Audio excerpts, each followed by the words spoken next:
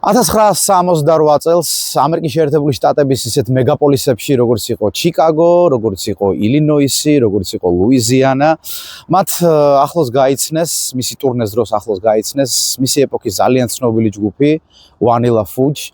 სხვათა შორის ნიუ-იორკის კონცერტის დროს საუბარია საკონცერტო დარბაზ Fillmore-ზე, მათ გაიცნეს ძალიან ცნობილი ჯგუფი, რომელიც იყო Woodstock-ის ერთ-ერთი headliner-ი ჯგუფი, საუბარია Creedence Clearwater Revival.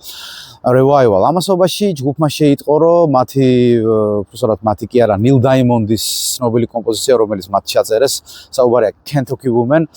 ამერიკის შეერთებული შტატების ტოპ 10-ში 38 ადგილზე გავიდა და სხვათა შორის დამატებით ჯონ ლორდმა გამოთქვა სურვილი, რომ ჩაეწერათ Neil Diamond-ის კიდევ ერთი კომპოზიცია Glory Road და Bob Dylan-ის კომპოზიცია Lay Down.